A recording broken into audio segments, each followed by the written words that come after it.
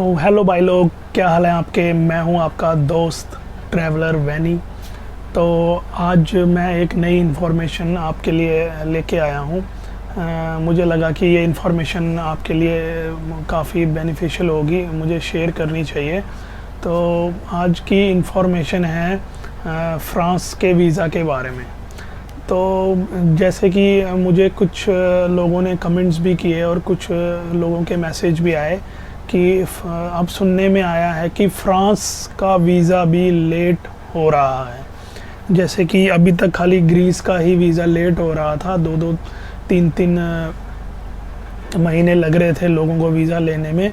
जिन्होंने अपनी file submit कराई है उनको ट्रैवल डेट के बाद भी कईयों को पासपोर्ट रिसीव हो रहे थे, किसी को वीज़ा के साथ, किसी को वीज़ा के बिना।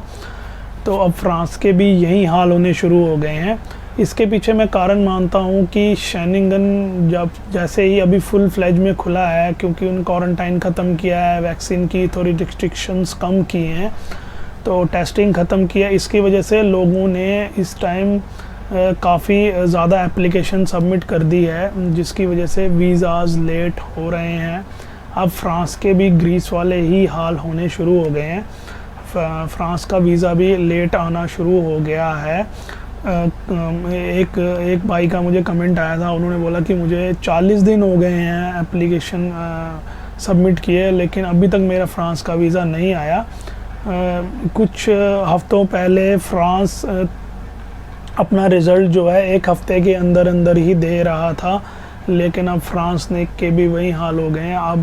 अब इसके बारे में तो टाइम्स ऑफ इंडिया में आर्टिकल भी छपा है कि जो ग्रीस वीज़ा है वो लेट हो रहा है, ग्रीस वीज़ा लेट हो रहा है, या और किसी शेंगन कंट्रीज़ के वीज़ाज़ लेट होने स्टार्ट हो गए हैं। तो भाई लोग, आप अपनी प्रोफाइल देख कर लगाएं।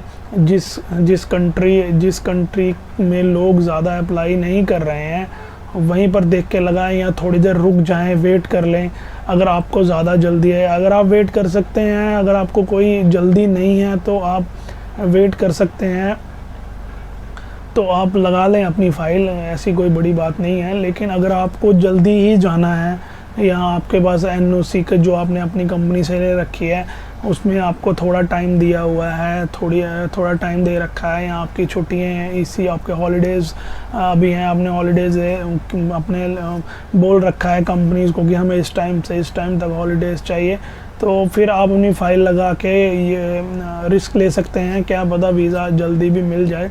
लेकिन अभी ग्रीस जैसे ही हाल फ्रांस के भी हो रहे हैं, और शायद आने वाले टाइम में और भी कंट्रीज़ के हो सकते हैं, या फिर ये भी हो सकता है कि ऐसे हाल ना भी हों, कंडीशन सुधरे।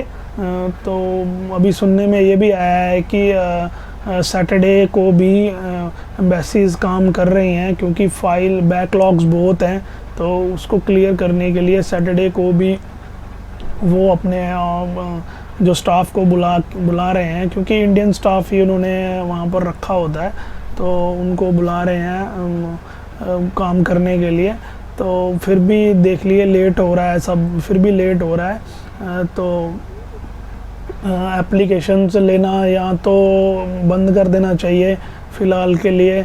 अगर वो अपने जो इतने सालों से बंद था, तो अपने कमाई के लिए एप्लीकेशंस ले भी रहे हैं, तो आप लोग सोच समझ के ही अप्लाई करें। मैं तो आपको यही सजेस्ट करूँगा, बाकी आपकी आगे अपनी मर्ज़ी है।